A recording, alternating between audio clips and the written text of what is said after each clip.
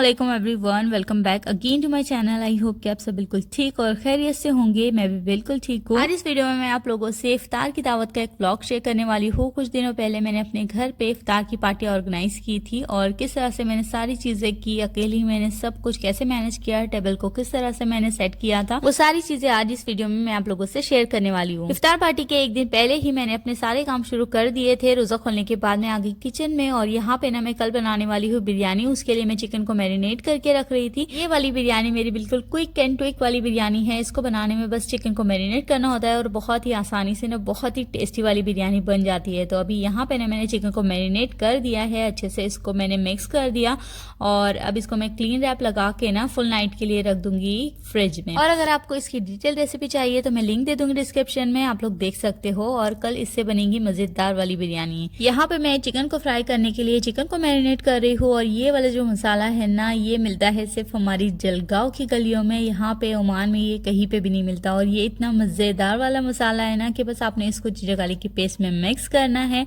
इसके अंदर चिकन को ऐड कर देना है और अच्छे से इसको मैरिनेट करके रख देना है फुल नाइट के लिए। तो बहुत अच्छे से इसके चिकन ना इतने मजे के फ्राई होते हैं और चाहो तो 1 या 2 घंटे के लिए भी इसको मैरिनेट कर सकते हो, वैसे से भी बहुत अच्छा टेस्ट आता है। इसमें 2 मसाले मिलते हैं, एक रेड कलर का और एक ग्रीन कलर का।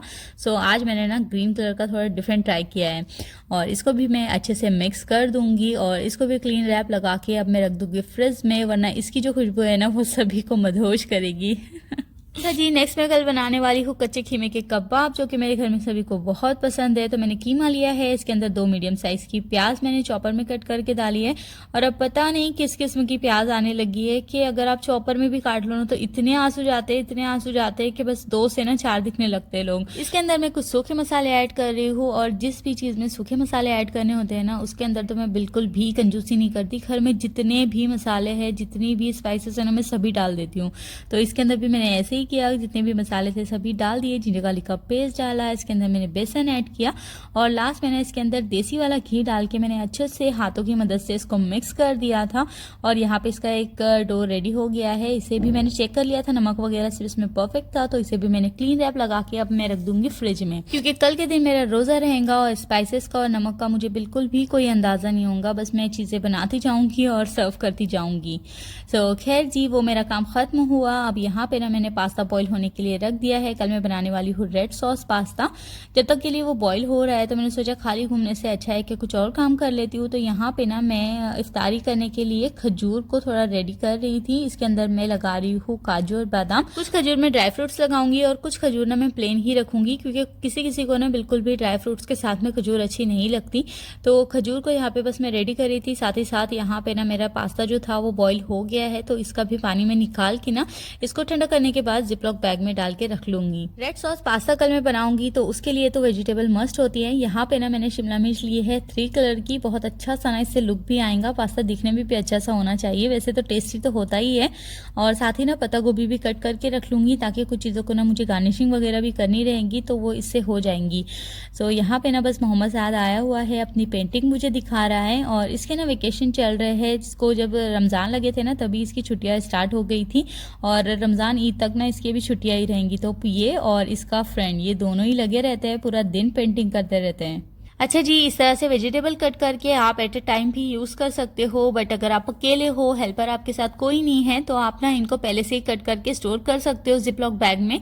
और इस तरह से ना बहुत ही नीट एंड क्लीन कुकिंग होती है, बहुत ज़्यादा गार्बेज नहीं निकलता, किचन भी बहुत ज़्यादा नहीं फैलता। जब रोज़ा होता है ना तो बिल्कुल भी दिल नहीं चाहता कि ज़्यादा देर तक ना किचन में खड़ा रहकर कुकिंग की जाए। तो मैं सोच रही थी कि जितने भी काम मेरे अभी आसानी हो सकती है ना मैं करके रख लूँगी और सच में ये बहुत हेल्पफुल होते हैं। तो यहाँ पर मैंने वेजिटेबल भी कट करके रख ली और अब मैं आपसे मिलूंगी नेक्स्ट डे।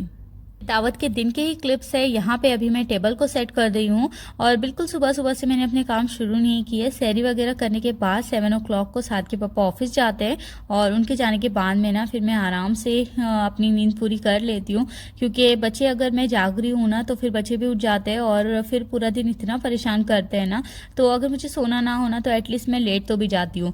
तो अभी ये लोग उठे हैं, इनको मैंने ब्रेकफास्ट वगैरह करवाया, मैं फ्रेश होके आ गई और उसके बाद में ना मैंने अपने दावत के काम शुरू शुरू कर दिए थे। तो टेबल मैंने सेट की, थोड़ी बहुत डेकोरेशन भी मैंने इसके ऊपर कर दी थी और साथ ही साथ ना मैं ये भी देख रही थी कि कौन सी चीज़ ना मुझे किस में बना के डालनी है, ताकि ना शाम को कहीं ऐसा ना हो कि गेस्ट आ जाए और टेबल पे ना चीज़ें मैं इधर की उधर ही करती रह जाऊँ। जो भी रेसिपीज मैंने बनानी थी ना उनको मैंने पेपर पे लिख के एक एक चीट इनके अंदर डाल दी थी, ताकि ना मुझे शाम में बहुत आसानी हो, जल्दी जल्दी से बना के मैं इनके अंदर सर्व कर पाऊँ।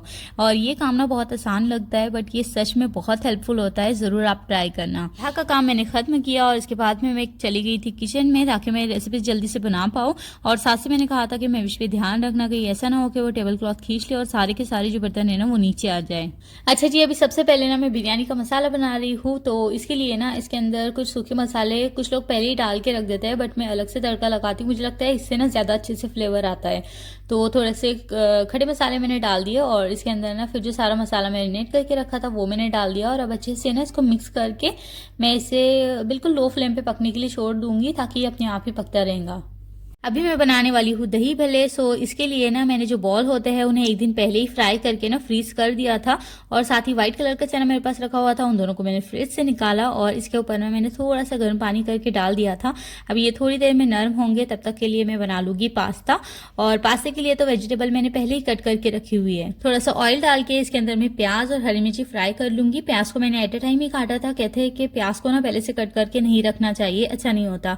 इसके बाद में मैंने इसके अंदर कैप्सिकम डाल दिए, पत्ता गोभी के अंदर मैंने डाल दी, अच्छे से इसको मिक्स किया। बहुत ज्यादा नहीं पकाऊंगी क्योंकि थोड़ी सी कच्ची पक्की जो वेजिटेबल होती है ना वो पास्ते में ज्यादा अच्छी लगती है। इसके बाद मैं डाल रही हूँ टोमेटो सॉस, सोया सॉस और रेड चिली सॉस मैंने डाला था और साथ ही साथ ना पास्ता सॉस भी थोड़ा सा डाल के इन सभी चीजों को अच्छे से मिक्स मैंने कर दिया।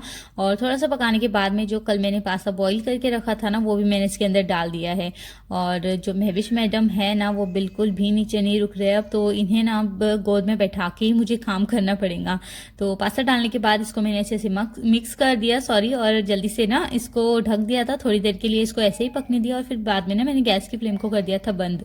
इस टाइम तक ना दही भल्ले अच्छे से डीफ्रोज हो गए थे और यहाँ पे ना अभी बस मैं इस तरह से दबा दबा के ना ये जो एक्स्ट्रा पानी इनके अंदर गया है ना वो मैं निकाल दूंगी और अभी से इनको मैं रेडी करके रख दूंगी, ताकि गेस्ट आएंगे ना तो ये बिल्कुल अच्छा सा ठंडा ठंडा रहेगा। इसके बाद मैंने इसके ऊपर मिक्सर में डाल के ना दही फेंट के इसके अंदर डाल दी। और ये जो इमली की चटनी है ना ये मैंने आप लोगों से शेयर की थी कि मैंने इमली की चटनी बना के रखी है।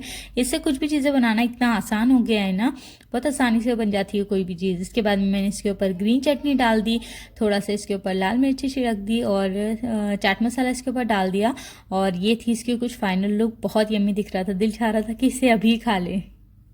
यहाँ पे मैं बना रही हूँ ब्लैक चना, बहुत ही मज़े का चटपटा सा। इसके लिए ना मैं मसाला रेडी कर रही हूँ। जिंजर गार्लिक के पेस्ट में ना मैंने पहले धनिया पाउडर और लाल मिर्ची पाउडर डाल के ना थोड़ा सा पानी डाल के इसको अच्छे से मिक्स कर दिया और इस तरह से ना एक थिक पेस्ट बन गया है इसका। पहले तो मैंने ना थोड़ा सा ऑयल डाला, इसके अंदर मैंने थोड़ी सी प्याज फ्राई कर ली। इसके बाद में मैं इसके अंदर डाल दूंगी जो मसाला मैंने बना के रखा था, थोड़ा सा इसको फ्राई करूंगी। इसके बाद में मैं इसके अंदर टमाटर ऐड कर दूंगी और पीछे ना मैंने पानी भी बॉईल होने के लिए रख दिया है, ताकि मैं बिरयानी के लिए ना चावल बॉईल कर लूँ। अच्छा, टमाटर डालने के बाद अच्छे से इसको मिक्स करूंगी और थोड़ी देर के लिए ना इसको लो फ्लेम पे मैं पकने के लिए छोड़ दूंगी। साथ ही मैंने पीछे ना चावल धो के डाल दिए थे तो वो भी ना अच्छे से फुल के डबल हो गए हैं। तो यहाँ पे मसाला भी मेरा रेडी हो गया था, बस अब इसके अंदर ना मैं ब्लैक चना डाल देती हूँ। जैसे सभी चीज़ों को मिक्स कर दिया। इसके अंदर ना मैंने एक नींबू के रस का एक क्यूब डाला था और साथ ही ना इमली की चटनी भी थोड़ी सी डाल दी थी और थोड़ा नमक भी इसके अंदर डाल दिया, क्योंकि बॉईल करने में ना मैंने नमक ऐड किया हुआ था। तो थोड़ा सा ही बस ऊपर से नमक डाला है। बादशाह का जो मसाला होता है चना मसाला वो डाल के ना इसको अच्छे से मैंने मिक्स करके थोड़ी देर के लिए पकाया था और फिर मैंने इसको साइड कर दिया। अच्छा जी, जो मेरे राइस थे ना बिरयानी के वो बिल्कुल रेडी हो गए थे। मैंने फटाफट ही बिरयानी की तह लगा दी क्योंकि टाइम हो रहा था और जल्दी जल्दी से ही मुझे काम करना था, क्योंकि इसको ना अभी मैं दम लगाऊंगी तो इसको एटलीस्ट इसको 10 से 20 मिनट तो ज़रूर लगेगा। तो जल्दी जल्दी से मैंने इसके ऊपर चावल डाल दिए, इसके ऊपर लेयर लगा दी। ऑनियन जो फ्राई किए हुए थे वो मैंने इसके ऊपर डाले, धनिया कट करके इसके ऊपर डाल दिया और बहुत ही प्यारा सा दिख रहा था। इसके ऊपर मैं थोड़ा सा ऑयल ऊपर से लगा दूंगी और इसको ना लिड के ऊपर मैंने इस तरह से कपड़ा लगा के इसको बंद कर दिया था। तो अब जी ना मैं फटाफट ही बना लूंगी फ्रूट सलाद। तो इसके लिए मैंने कंडेंस मिल्क लिया था, इसके अंदर थोड़ा सा व्हिपिंग क्रीम डाला, अच्छे से इसको फेंट लिया और इसके अंदर ना फिर मैंने फ्रूट कट करके डाल दिए थे।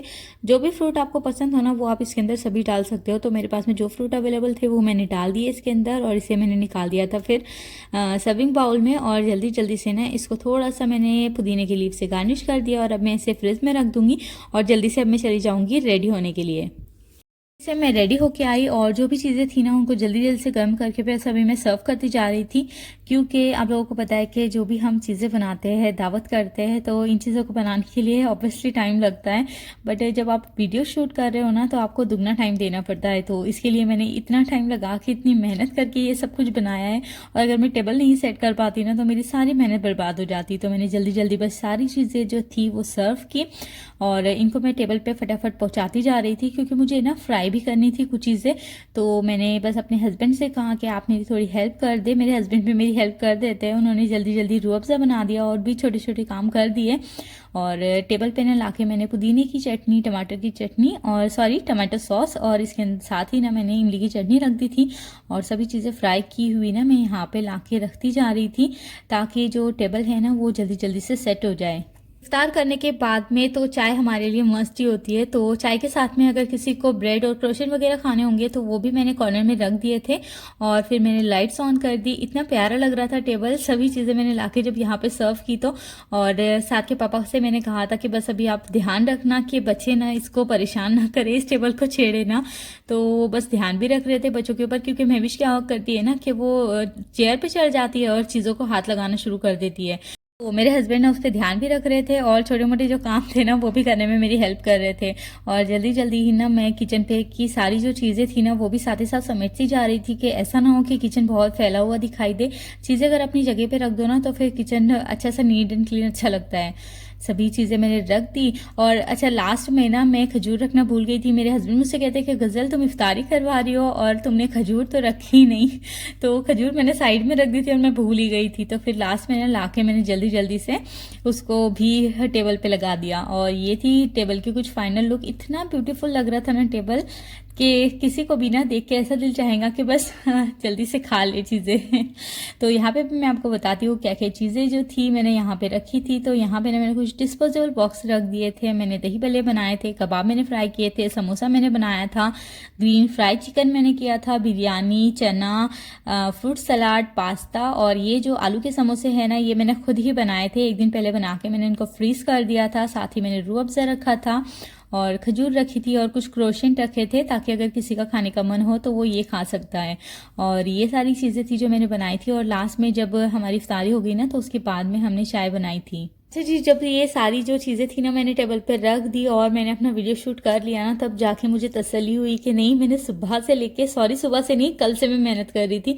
तो कल रात से जो मैं मेहनत कर रही थी, तो आज जाके ना इसका पूरा फाइनल काम ख़त्म हुआ है। मुझे इतनी खुशी हो रही थी, क्योंकि कैसे होता है ना कि आप अकेले होते हो, आपका कोई हेल्पर नहीं है, सभी चीज़ें आपको अकेले ही करनी है। बच्चों को संभालना है, घर को समेटना है, और सभी चीज़ें अच्छी होनी चाहिए, क्योंकि गेस्ट आ रहे हैं आपके घर में। तो ऑब्वियसली घर भी अच्छा होना चाहिए, सब कुछ अच्छा होना चाहिए।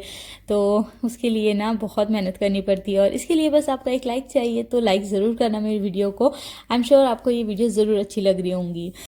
सारा काम ख़त्म होने के बाद बस मेरे हस्बैंड ने ऊद घर में जला दिया था, क्योंकि इतनी सारी घर में रेसिपीज़ मैंने बनाई है, तो इसकी थोड़ी बहुत खुशबू ना घर में रह जाती है, तो एक अच्छी सी स्मेल आए। और सभी गेस्ट बस आ गए थे और हम लोगों ने फिर इफ्तार किया। और अच्छा नहीं लगता कि जब आपके घर में गेस्ट हो और आप वीडियो शूट कर रहे हो, बट फिर भी मैंने पूरी कोशिश की कि मैं कुछ ना कुछ वीडियोज़ आप लोगों के लिए ज़रूर शूट कर पाऊँ। और इस तरह की जो दावतें होती है ना, इन्हें अरेंज करने के लिए हमारे पास में बस एक अच्छा सा प्लान होना चाहिए, टाइम मैनेजमेंट होनी चाहिए। हमें पता होना चाहिए कि कौन सी चीज़ हम पहले कर सकते हैं, कौन सी चीज़ हम बाद में कर पाएंगे। तो इस तरह से जब हम प्लान करके काम करना शुरू करते हैं ना, तो अपने आप ही काम होता चला जाता है और एक परफेक्ट हमारे सामने रिजल्ट सामने आता है। तो खैर, इफ्तारी करने के बाद में मैंने बनाई थी चाय। इतनी सारी रेसिपीज़ और इतनी सारी चीज़ें खाने के बाद में दिल तो बिल्कुल भी किसी का नहीं था चाय पीने का, बट मेरे हस्बैंड और मैं दोनों ही चाय लवर है और हमें चाय तो ज़रूर लगती है। तो हमने चाय बनाई और ढेर सारी बातें की, बहुत देर बैठे रहे, और तकरीबन ना 12 बज गए थे मेरे सभी फ्रेंड्स को जाते हुए। और मेरी जो सारी फ्रेंड्स थी ना, वो तो चाह रही थी कि सारा काम ही समेटने के बाद वो जाए, बट मैंने उनसे कहा कि नहीं, बस जो बड़े बड़े जो बर्तन है जिसमें मैंने खाना बनाया था, बस वही मुझे धोने थे। बाकी की जो सारी चीज़ें थी वो तो डिस्पोजेबल ही मैंने रखी थी, ताकि ना मुझे इफ्तार के बाद में ज़्यादा काम ना करना पड़े। बट मैं इतनी ज़्यादा कुछ थक गई थी ना, क्या मेरा बिल्कुल भी दिल नहीं चाह रहा था कि मैं अब किचन में खड़ी रहूं, तो मैंने उन्हें अल्लाह हाफिज़ कहा और सारा काम बस मैंने ऐसे ही छोड़ दिया। बस जो चीज़ें मैंने फ्रिज में रखनी थी वो मैंने फ्रिज में रख दी थी। और घर में बच्चों ने इतनी सारी तबाही मचाई थी, जब भी बच्चे मिल जाते हैं ना तो अच्छी धूम मचा देते हैं। तो ये है मेरे घर की कुछ अभी सूरत हाल। इसको ना अब मैं कल ही समेटूंगी, क्योंकि आज तो मेरी एनर्जी बिल्कुल ही खत्म हो गई है। रोज़ा इफ्तार करने के बाद में ना मेरा बिल्कुल भी दिल नहीं चाहता कि मैं किचन में कुछ भी काम कर लूँ। सो यही थी आज की वीडियो। आई एम श्योर आपको ज़रूर पसंद आई होगी। नेक्स्ट वीडियो में मिलते हैं, तब तक के लिए अल्लाह हाफिज़।